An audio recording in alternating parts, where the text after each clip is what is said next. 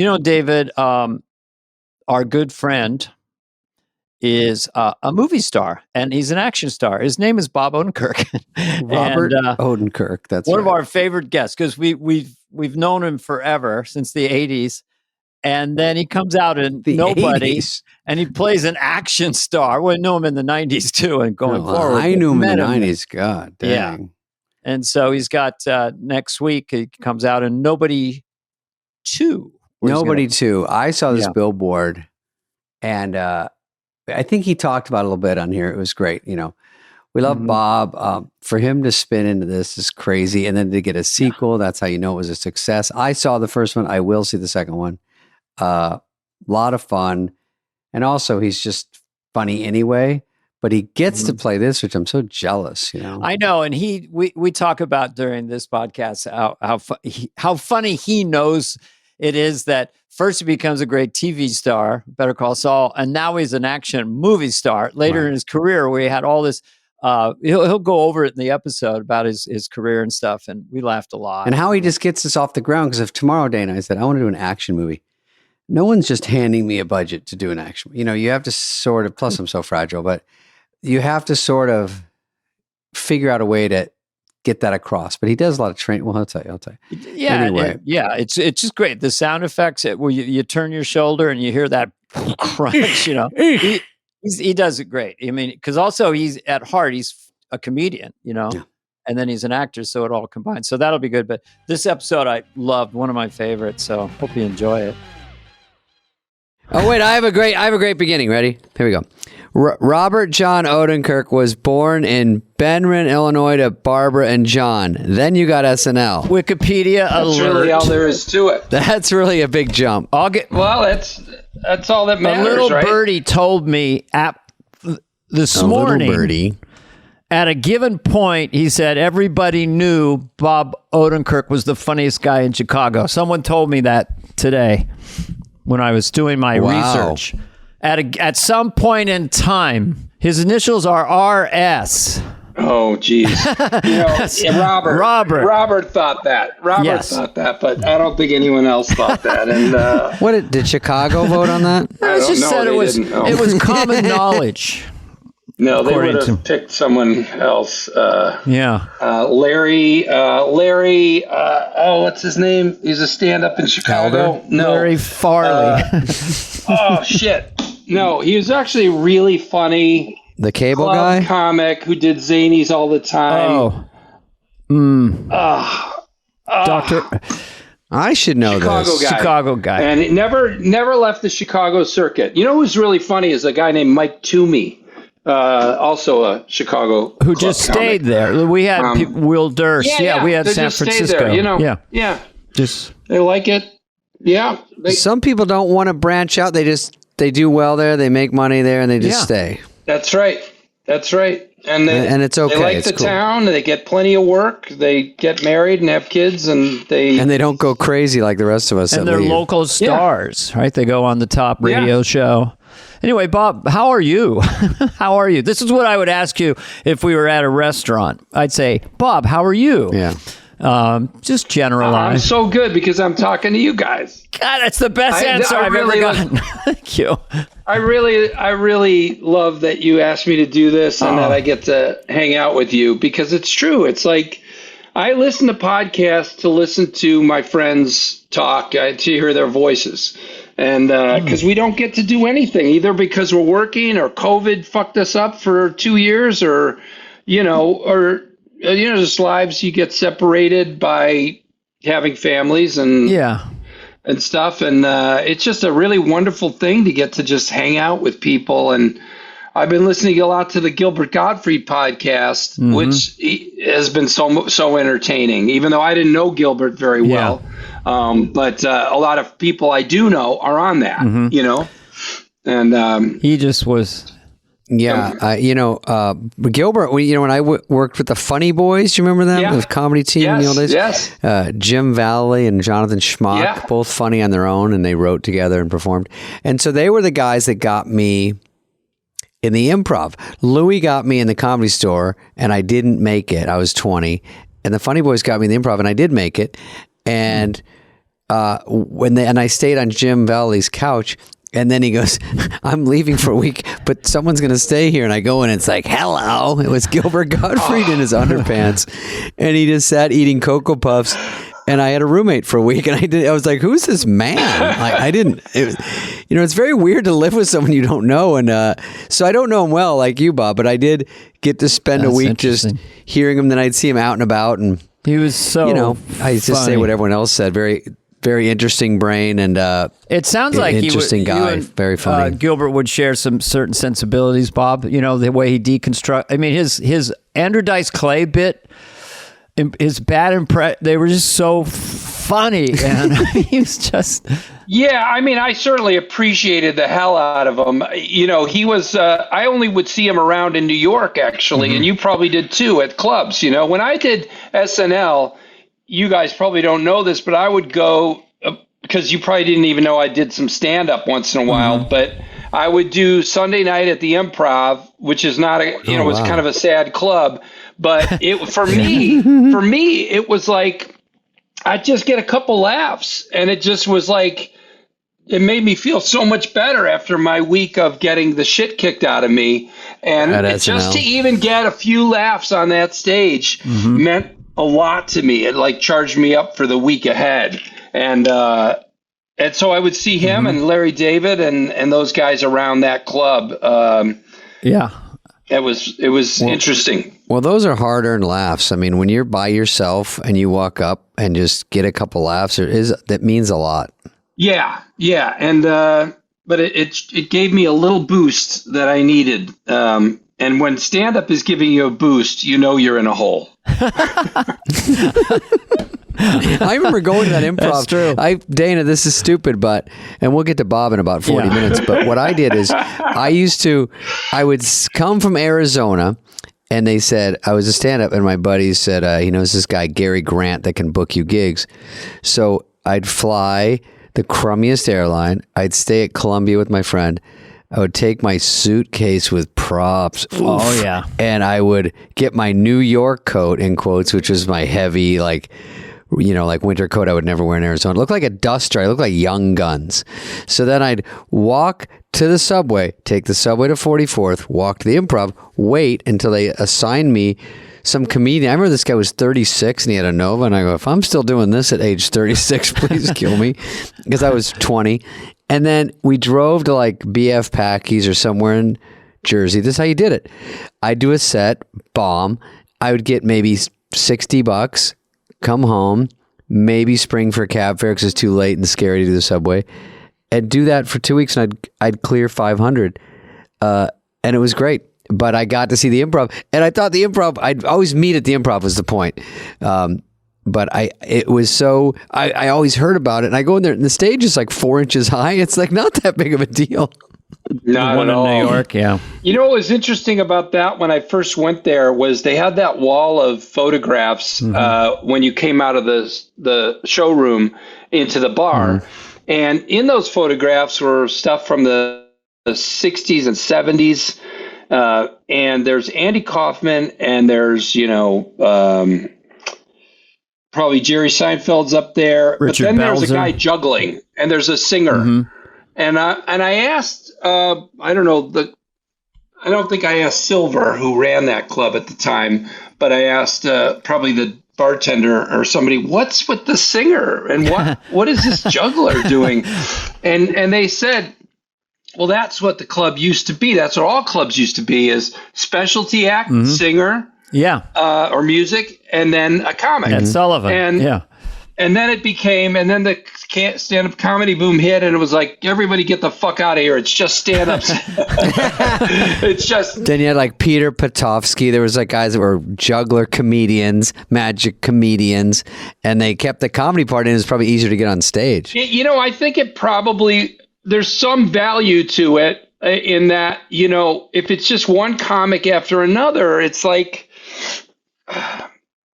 if there's just something between the comics that can kind of clear the palate a little bit, is kind of I don't know. To me, the issue I had, and I write about it in my book, which is why we're talking, right? Comedy, drama.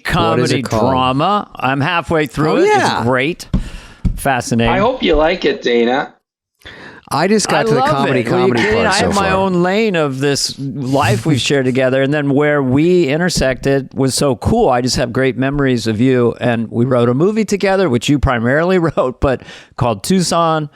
And we had a lot of I remember Tucson. Yeah, that still is a great, really funny script. Oh, yeah. Thanks, Dana. I think so, too. I think it's a great scenario that you cooked up, which is that little guy in the West. And he's Irishman. Yeah.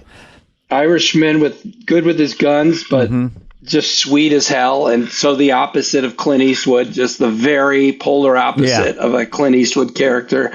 And so what was I saying? Just that. You remember the first scene? I thought it must have been. It's so you. Oh, what? Well, I think I come to town. I'm from Ireland. Hanging the guy? Yeah, and Lovitz is got a hangman's noose around him, and there's posters. He was running for mayor, and the posters said, "If I don't clean up the town, you can hang me."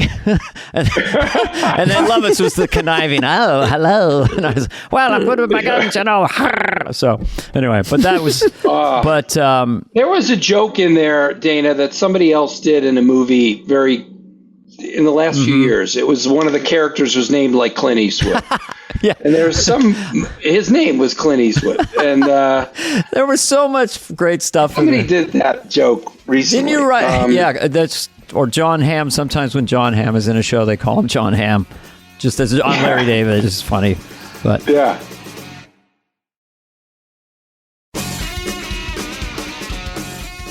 Should we go back to and then make our way to SNL? I'm sort of curious because I didn't see it, but what was the stuff that got you? I talk a lot about the trauma of SNL. You know, SNL is pretty easy to write about because it was so hard and difficult for me personally. But that's true for a lot of people, and the story's been told many times. But I just told my version of it. But it's such a crucible, right, of pressure and desire and discovering yourself. And it just leads to a lot of interior trauma.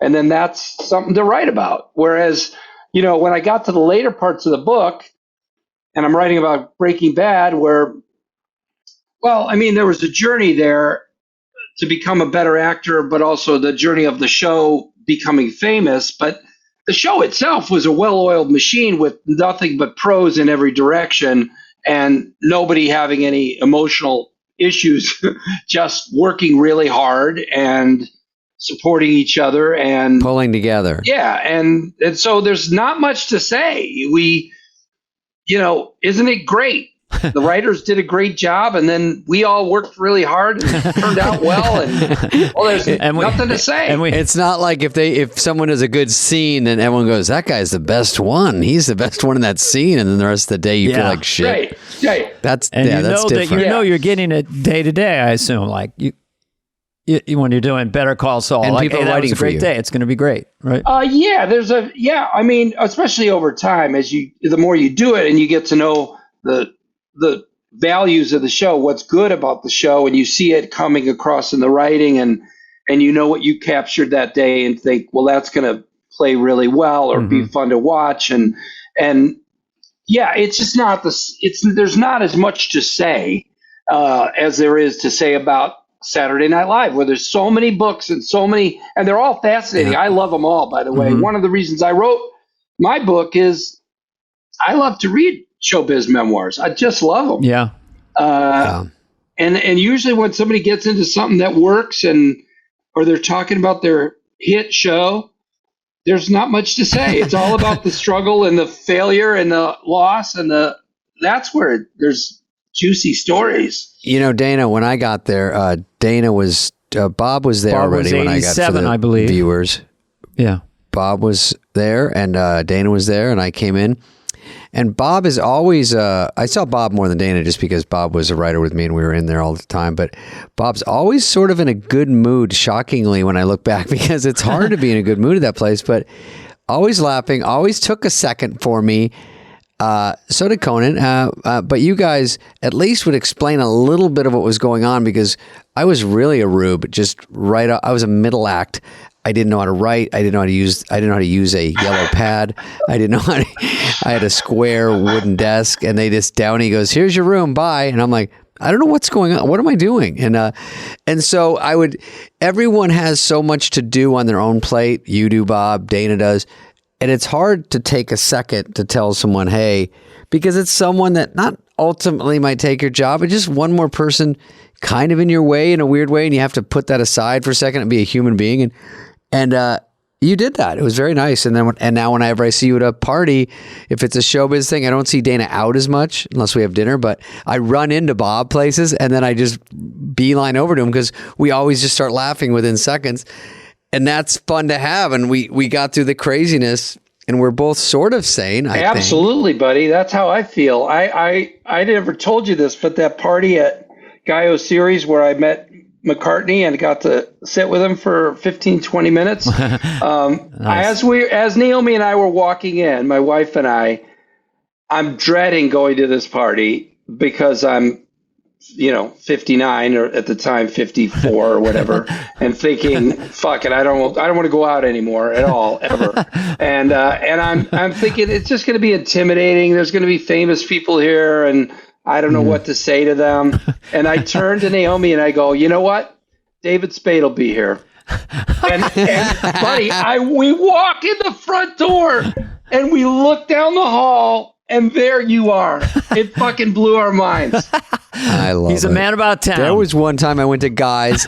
I didn't even go to I obviously don't go to the Oscars, but I didn't go to Vanity Fair or anything. I just went straight over to Guys because Rock was over there. And I get there, and before you get in, there's a line for the bathroom. So I just stand in line for a second, and then McCartney comes behind me, and then he has a little chitter chatter, and then I'm floored, and then Bono comes out.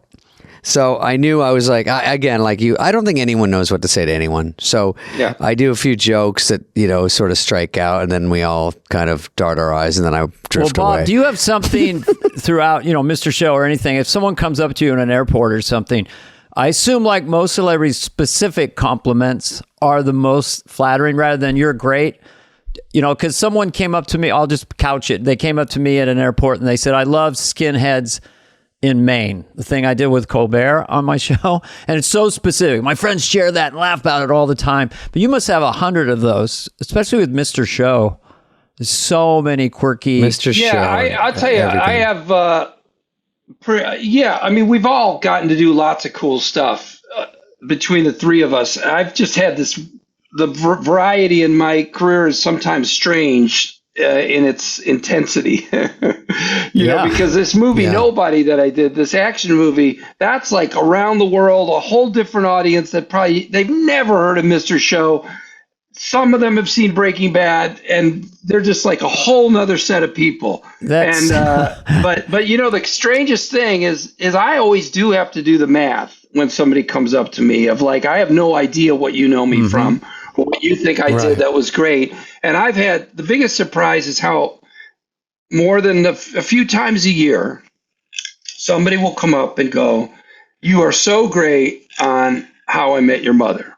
I mean, you're just the best. Wow. And it's like, wow. I was on the show 6 times. Do you have anything like that, David? Do you have anything? Probably. Yeah, there are little nuggets that I've done that people, I get Emperor's New Groove, and that's the only thing they know me from because my voice. And then you get things that are like Light Sleeper, where I played one scene, and someone doesn't really know you at all, and they know you're famous or you're something, but that's the only thing in your whole life they saw. And they appreciate it. So I'm happy. And it's true. I can sort of guess by who's coming up. I'm guessing sort of what they know me from. Yeah. You know what I mean? And you might be able to get a feel. If they just say you're great, I go, yeah, well, let's dig in. I find that if someone is funny or in one scene of a movie or one part of a show, if they catch me and really make me laugh or impress me, I'm kind of like a fan from then on, even if it's just like a small cameo. Yeah. But Bob, the interesting part of your story obviously is like, we know where it sort of is, it went. And I'm just wondering, when we go back to 87 to 91 and knowing you and your work ethic, your smarts and funny, all that stuff, like, how does that guy what was the emotional? I mean, who was Bob in those years that was so tenacious and so talented that then you went to this, and then of course nobody is that they're going to make 10 of those. That was so great for that genre. I fucking to reinvent love that genre. Yeah, thanks. Listen, first of all, I got to tell you, when they finally greenlit that movie and I went to go make it, obviously I'm thinking probably we're going to fuck everything up and it'll be a mess. But I also thought, if it works, yeah, then the thing I'm most excited about is my friends going, what the fuck? Yes, I said it. I'm like, it what?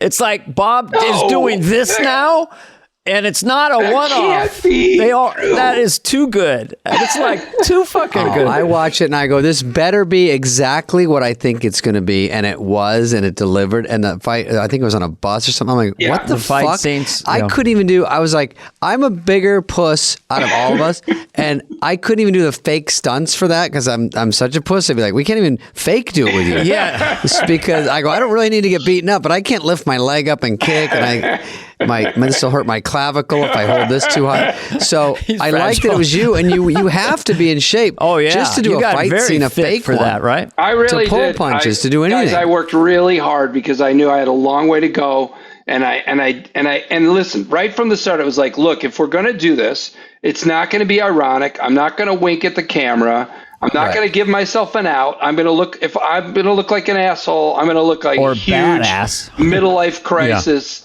Loser, pathetic, like what happened to you guy.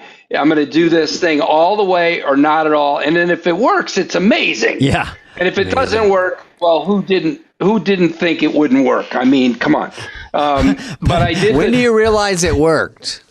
At a test screening or at just rough dailies, or is there a certain point where you go, this is actually coming together? COVID really worked in our favor because we had a cut. It was good, but it felt kind of like an indie movie. It was a little slow and small. And then because of COVID, this editor, who's the second editor on the project, whose name is on it because it should be, said, I got nothing to do. Give me your movie. Let me fuck with it. And 2 weeks later, this guy turned the movie back to us, and it was like, oh, wow. Okay, wait a second. And the interesting thing is, he built the sequence that opens the film out of shit that was on the cutting room floor. Not shot for the movie, just thrown away. What a worker. And everything else in the movie, all he did was chop it a little bit, shift some of the order a little bit, not much. And it was a totally different movie, totally different experience, and just worked from the get-go. That Titan and Brighton. It was amazing what this guy did. Because you connected to the character, because it does work in the whole emotional arc. You really do feel I feel sympathetic for your character. I want him to win. Yeah, well, that's actually, honestly, that's one of the things I thought I could bring to that genre is vulnerability. Vulnerability, genuine, like that you bought. Yeah. Like, because a lot of times, you don't really, they try to have it, but they force. You don't really buy it, but you don't care. If you're watching an action movie, a lot of times you don't care. You're like, so what? I like this guy. I like the scenario. Go hit somebody. Yeah, it's fine. Go, let's see the action and let's have some fun with it. But I thought, is there something I could bring to this genre? And I thought, around the world, I'm known from Better Call Saul. And that's a character who's getting his ass kicked in a lot of ways, and emotionally getting his ass kicked. And I play him, and there's a sort of a great degree of empathy that people have for that guy. And what the story Evan Schiff is the editor. Evan Schiff came on board and made that thing a beauty. It's important to give credit. I love it. Yeah. And well, if you're bullied a lot, Bob, like I was and Dana was, and those movies are fucking I love because it's what I could never do. And When you see like Death Wish with Charles Bronson, he's at least a guy that's not getting bullied every day because he's tough. But when you see a guy like you, I totally buy. I go, all right, Bob's a nice guy. He's out there trying to fucking get through the world like everybody. And people just always fuck. They do it to me all the time. And so I know Chris Rock is doing the sequel. But anyway, Produced by... but I feel like when you see you in that situation, and I'm like, please fucking screw these guys up. It's like the Equalizer or something. Right. And it's the fantasy wish fulfillment that I could deliver on because I could really be that first iteration of the guy. And you really felt like, he really is. Yeah. It's not just, I don't know, Tom Cruise with glasses on or, or a buttoned up shirt, a shirt buttoned up to the collar, I think you go into a bar, you go into someone and you say, you want to see somebody, they don't want you to, and you don't back down at all on anything, which is I love. You just go, I think it's best if you, and you're like, this is the way I want to talk in all my whole life. I just want to say, listen, here's what's going to happen. I hit you, you hit the ground. I hit the next guy, he goes down. And the guy's like, what are you talking about? And you're like, you wait about 30 seconds. You'll see how this hit goes. I love that shit. Well, I love it. So the fun of this idea, this thing I had, this secret I had inside me when I'm training, which is like my friends, Dana Carvey, David Spade, all these guys, if I get to make this and it comes off, they're just not going to know where to turn. They're going to have to go to the hospital and get an MRI. Definitely. It was a little bit of opening an old-fashioned newspaper. Bob Odenkirk starring in action film. What the fuck? And the picture, the poster's like you kind of beat up, I think. That is a great poster. What's going on here? Yeah. Well, it was a great joy to make that happen and to have that come to life. But anyway...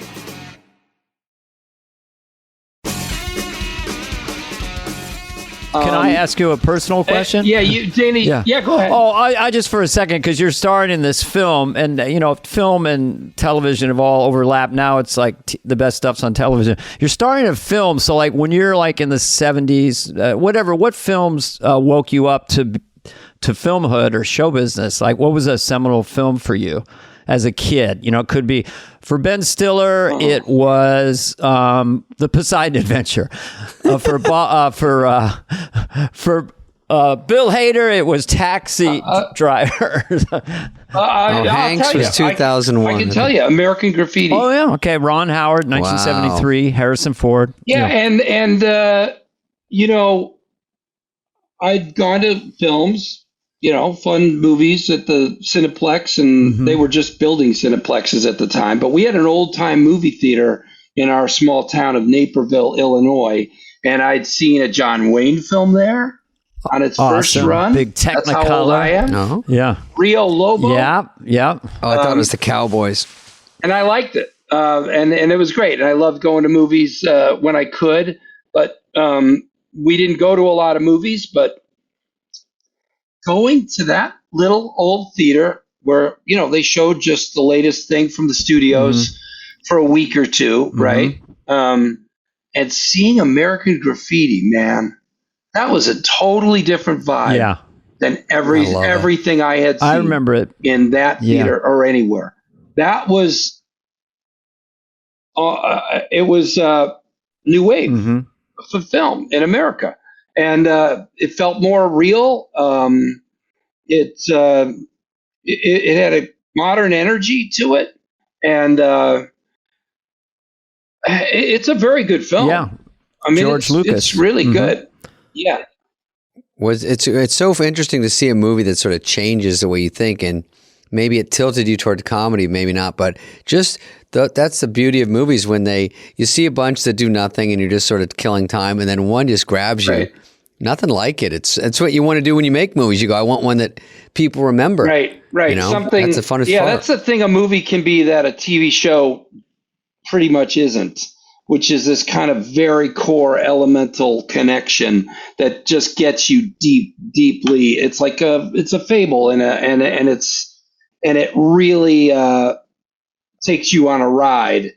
I think with TV, you're always, no matter how well it's done, you just aren't as close to those lead characters you're still just watching the story. You can be totally wrapped in the story, but you're just not. I don't know. I feel like movies just kind of grab you and take you on that one ride, and you feel close to those characters in a personal way.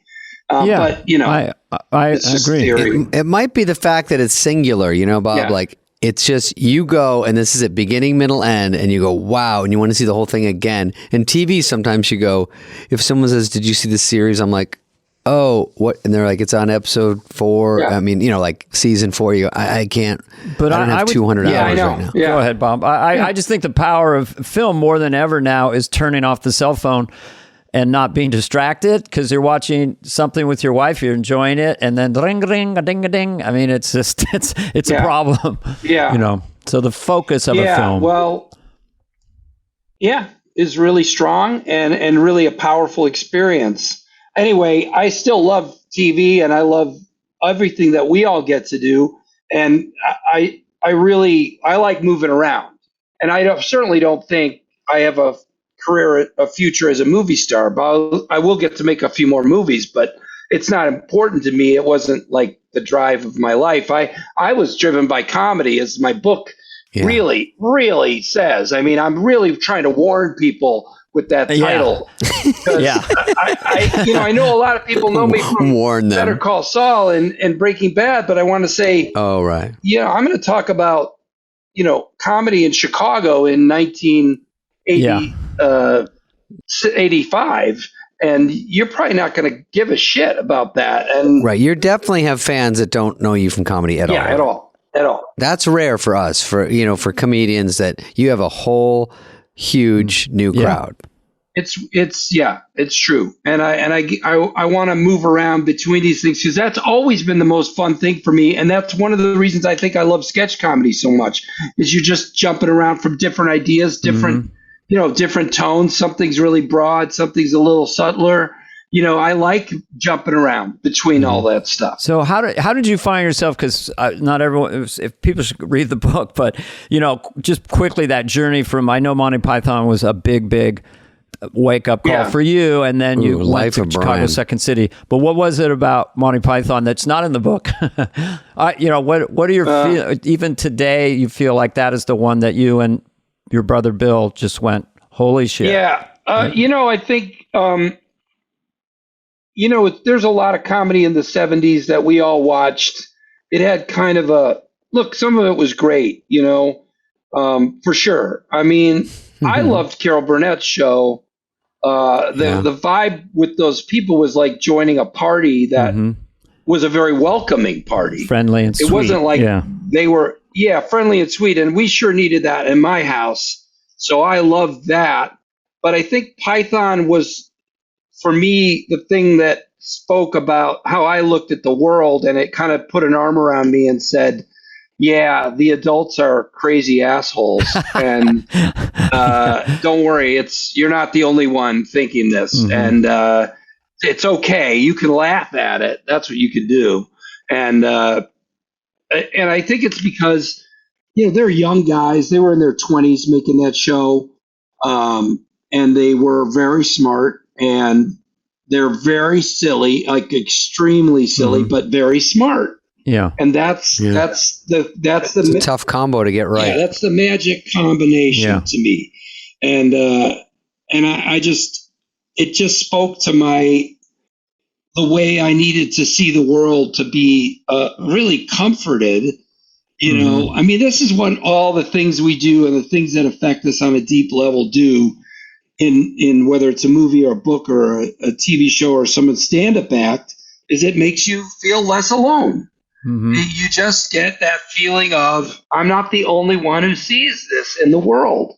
And when you're a kid and you're 10 or 11, at the time I was, I think, 11 when I first saw Python, that is a crucial, you're just about to become an adult. You're probably really sensing, and in my house, I mean, life was extremely unstable at that point, because there's, at that point, 5 kids, 2 more to come. Wow. 2 more to come. How the fuck does that happen? When, financially it's off the rails, There's no future. There's no stability anywhere near you. Jesus. And like and you just as a kid, no one's including you in any of that shit. Your parents Your dad was Alec Baldwin? Oh boy, I wish he was. Mine wasn't a picnic either, Bob. We've talked about this, I'm sure, privately, but it was rough. But yours sounds really intense. And yeah, but I mean, look, but it's not that special. No, I mean, I try to express in the book. Look, I know my childhood is not special. It is a very typical '70s childhood. People were just starting to have the word alcoholism in their vocabulary. Yeah. I mean, there was,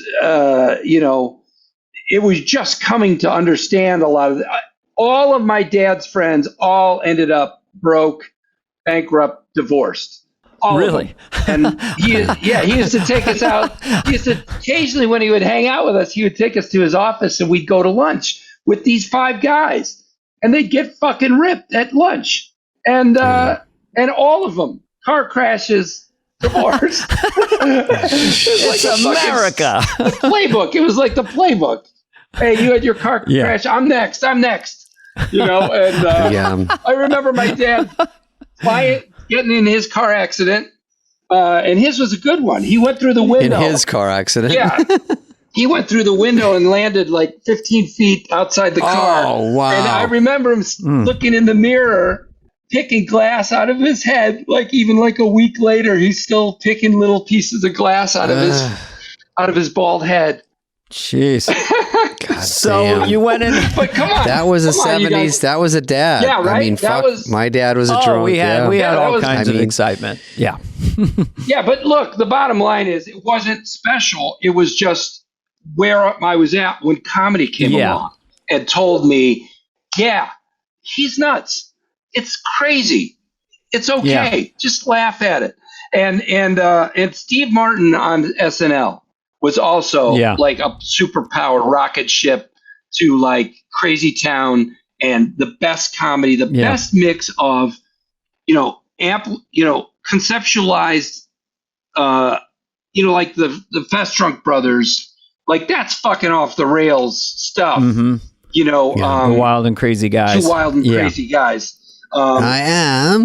But they pull it off, and it isn't. Look, there was a thing about the 70s humor that was kind of cute and palsy and didn't make me happy.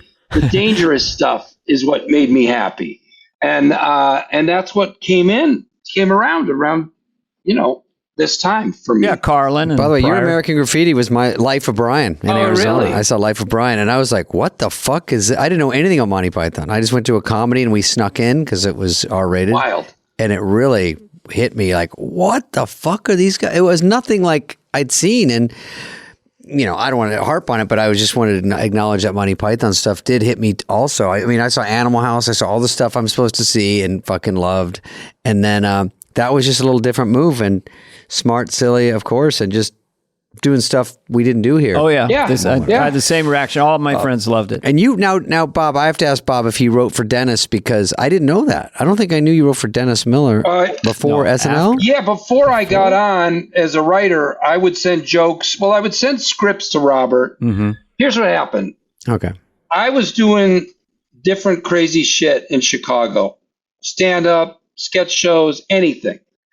And Robert Smigel, I'd seen his work at this little theater that we all went to school at called the Players Workshop, and he wrote a show there that later became a hit show. It ran for like a year and a half and made tons of money. And so I saw that show in its early iteration, and it was already solid. It's such good writing and so strong. It's so like it just works. Like I had a hit ratio of like 15%, and I didn't care. By the way, that was fine. And Smigel had a hit ratio of like 90%, and it was like he was a big slugging percentage. Like, holy shit, man! I don't know where that comes from. Robert says it's the Rupert Pupkin effect, is what he calls his achievement as a young writer. Where all these years I've been pretending in my head that I was this writer, and I've been sort of writing stuff in my head like Rupert Pupkin in his basement.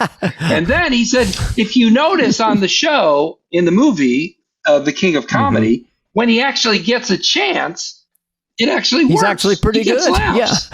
Yeah. And it's like just from hundreds of hours of, of doing it in front of the wall. Interesting. And I hadn't done what Robert did, I think, not even close to the hours he'd put in on really examining writing and sketch work and what a sketch is. But I saw his work. I loved it. He saw me in this crazy show. It was off the rails, silly stuff, but I was doing characters, and the only thing you could recommend about it was my commitment and my silliness. I mean, it was super silly. And he got that I was willing to just go that far and thought it was cool. And we started writing a show together, and then he got hired at SNL. And so here I am in Chicago, and he doesn't know anybody when he gets to SNL. So he's calling me up on a Monday and going, I have these 2 ideas, calling me again on Tuesday, reading the script to me. I'm going, do this joke. What about this? I'm just pitching him jokes. And he just has a partner, even though he's, at SNL, new to the job, and he's got someone to call and work his stuff with. And so I'm sending stuff in. I guess he's sharing it with some other writers. And then I'm sending jokes in for Dennis, and Dennis is doing them. I mean, know what that means to somebody who's waiting tables in Chicago. You see a joke on the air? Yeah, I remember my first joke. I remember delivering food to the table at Ed DeBevick's in Chicago, and I keep checking the screen because they have SNL on. You can't hear it, but it's on the TV. And there's that picture of Bob Hope, and there's my nasty joke, mean-spirited joke. Mean-spirited from this fucking kid. Do you want to tell us what it is? The statute of limitations on respecting Bob Hope for his earlier work ran out today. Taking a shot. I love it. And that's the statute of limitations. It's all the language, and it's like a nicely, tightly written, funny, and it's short sweet, and tight. And people, and it's something everyone's thinking. Yes, no one says out loud. No one says out loud, and and it did great. And Dennis does a couple of my jokes over the next year or two. And Smigel, actually, there was one scene I wrote that got on. It was the Sideshow of the Stars. So, they had Circus of the Stars, and this was Sideshow of the Stars, where they have, I don't even remember the jokes, but somebody's got hair all over their body that you didn't know or something. Some sitcom actor, and Robert, of course, punched that way up. But that was the only sketch that I got on when I hadn't been a writer there yet. And then I had that meeting with Lauren that I detail in the book, and I kind of exaggerated. Hello. But the truth is, Dana and David, I went into Lauren's office, and I really did think, this guy does not want his ass kissed. He's heard enough people, praise him. He wants to, if he's going to hire somebody, he wants to hear somebody with a critical mind. Some moxie. I got to hear what you said. I'm sure it's in the book. Well, I just went like, yeah, I don't know.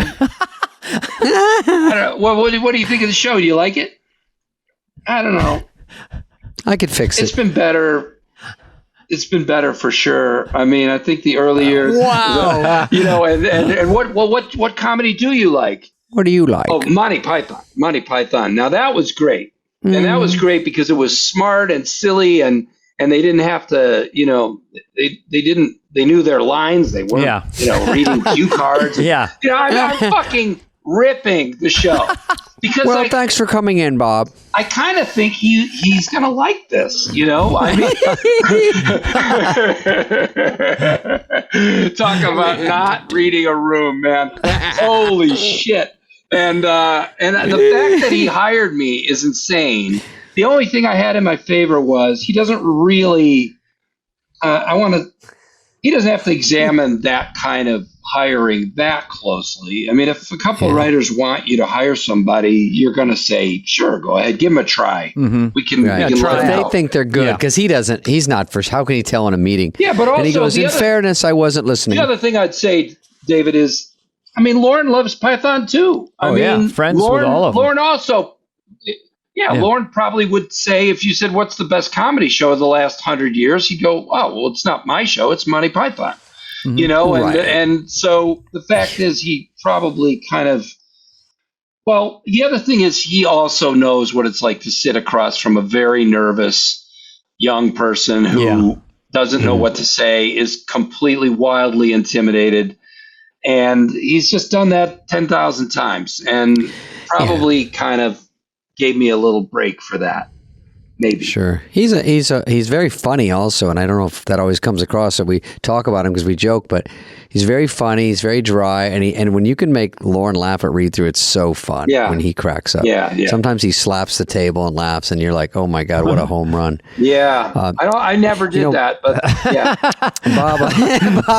Bob, we Dane, I don't know if you remember when I was having some troubles on the show, and I think I would just credit Bob with the one in my picture in my head when I'm joking about People magazine or just killing time in the day. And Bob is a great laugher, by the way, which always helps disarm, make you feel better. Very generous laugher. And a sincere laugher. Sort of came up with Hollywood Minute and steered it with me. And remember, Bob, we were thinking maybe it could be a show. Oh, David, what did I do to help you with that? Well, I just said what you do here back in the writer's room, you should just do that. Yes, it was something that simple, but it made me, and we were framing it, and I'm like, could it be a show called Guess What? Remember, it's like, guess what? You're an idiot. And then it turned into like just a series of photos, which when you said that Bob Hope one, that was kind of like a simple way it's put, do a joke, try to think of something people are thinking. Everyone's kissing ass to celebrities. And I was unknown, which helped, just innocent looking. That was part of it. That's why I didn't want to do it as much later because I sort of turned into someone people knew, and then it turns meaner, and then it was just kind of fun to take someone's legs out for no reason. Like, hey, this guy is famous. Fuck you, and there was always a reason. Like, I didn't want to go at people more than once because you get one freebie if they screw up, and I didn't want it to be that mean. It was just for fun, but but it was a big help. Just the fact that you encouraged or even listened to me in between we're eating Wally and Joseph's or whatever, it was nice. Well, and then it sort of just got me thinking. I love to hear somebody young. I've helped a couple of young talent groups or people to find some way forward, and it's because I know what it's like to tread water and lose ground and be lost, and if you can give somebody a little cue that maybe gives them a shortcut or clarifies what they're doing already. And it's a great feeling to be able to do that. And I guess I've done that even more than I thought, but I like to do it. I mean, part of it is, one of the ways that you can use your skills when you've been at SNL for a few years as a writer. And by the time you were there, I'd been there for 3 years.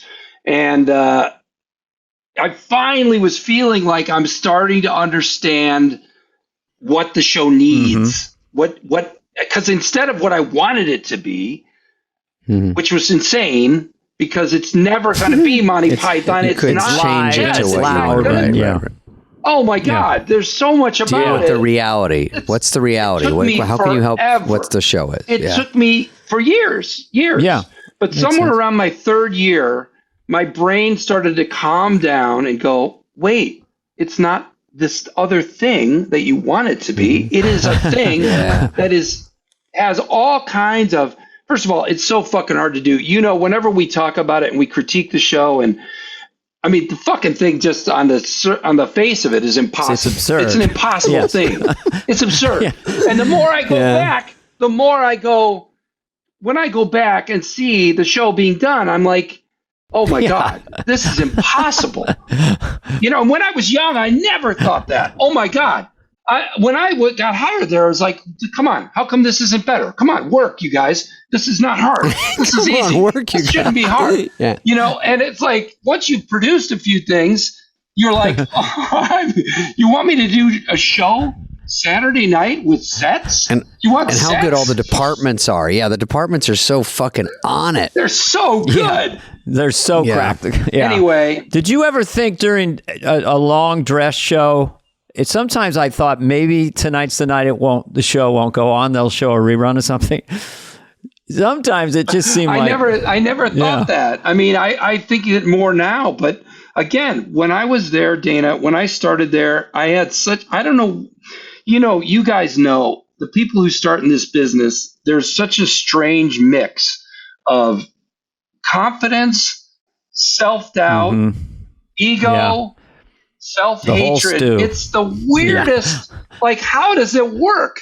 How does it work that you have a friend, we all have a friend, literally walks around all day hating themselves, talking about how stupid and dumb they are, and then gets on stage and tells a crowd of strangers what they think. Yeah. Like, it's a madhouse. Well, how does that work?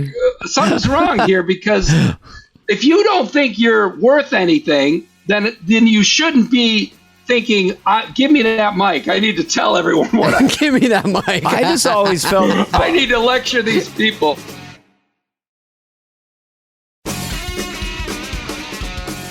Bob, I always felt if I didn't kill, I'd get fired. I felt like I had to destroy it. Maybe I pushed a little too much at times until I got to Johnny Carson.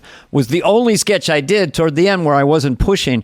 But I just wanted to make the point that, are you still with us? Your screen's frozen. Oh, okay. Yeah. God, you were just... Oh, yeah. Is that it seemed like you were... Like, if you told me you had a pretty good time on SNL, wouldn't surprise me, because it seems like you were sort of around a lot. Like, you'd be in a room with Conan or Robert, or here's an example I wanted the audience to hear. Franken and I are doing a George Bush Sr. We're sitting around somewhere going, hey, I'm doing the thing, gotta do it. And then it was, we're trying to go, I think Al said, in the lesson of Vietnam, and you had just eavesdropped or just walked by and you just went, stay out of Vietnam.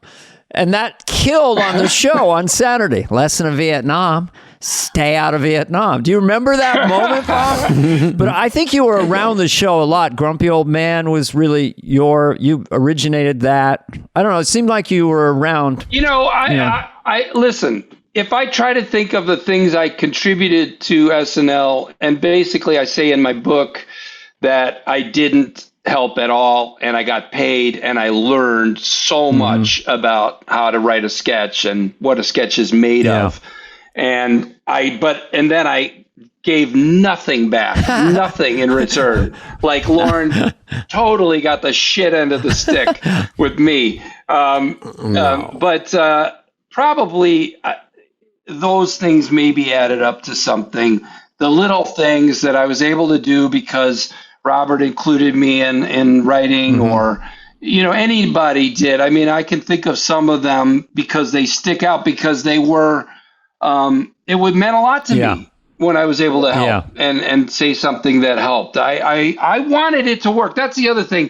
Sometimes I think when I talk about the show, it sounds like I hated the show or thought it was dumb and fuck this place. And it's not true. It's not true. I wanted nothing more than to be helpful and meaningful there.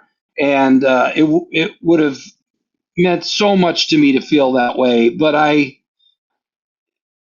just did my best. But you brought in like motivational speaker, which is one of the greats. I mean, that's just that alone. You could have fucking walked off. David, that was after I left. That scene was on. Is that true?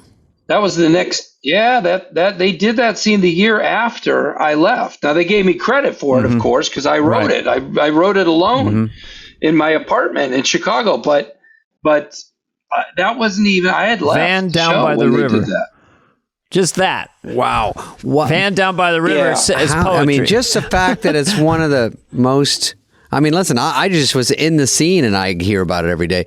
So, but I had nothing to do with it. I just was cast, thank God, Lord Jesus. Well, you guys know that as proud as I am that I wrote it, and I'm supremely proud. It's a standout moment in my life.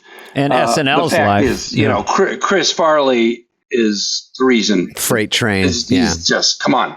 I mean, that guy, I talk about him a lot in the book, and it's weird, and it's fun to talk to you guys right now, because I mentioned to Howard Stern on his podcast that, it's strange to write about somebody who David, you were very close to him.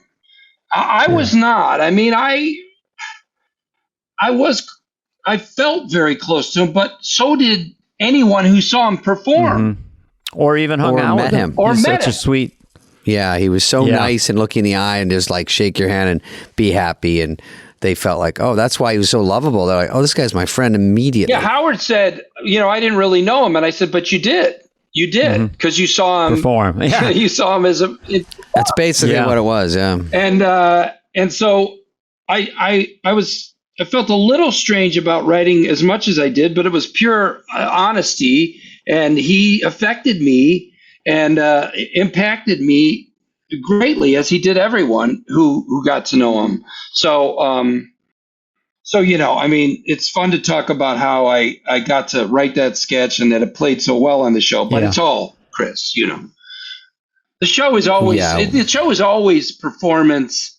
One of the things that probably bothered me was that SNL is always going to reward and celebrate a performance laugh over a construction story laugh.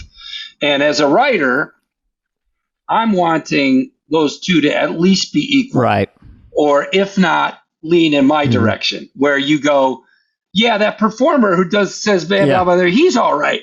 But the fucking idea, that's so well constructed. And that probably was Jack Handy, right?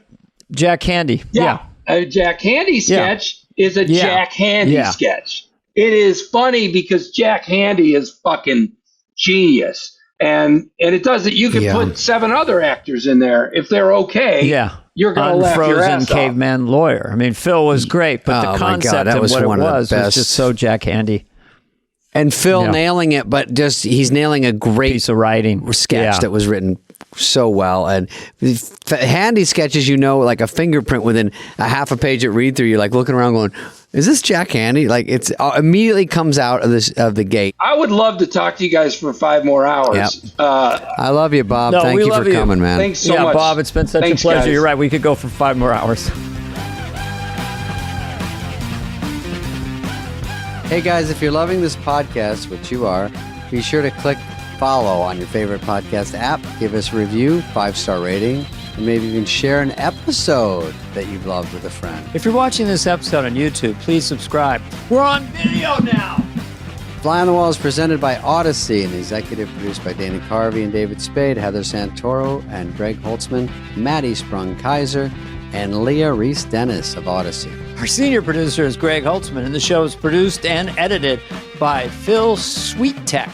Booking by Cultivated Entertainment. Special thanks to Patrick Fogarty, Evan Cox, Maura Curran, Melissa Wester, Hillary Schuff, Eric Donnelly, Colin Gaynor, Sean Cherry, Kurt Courtney, and Lauren Vieira.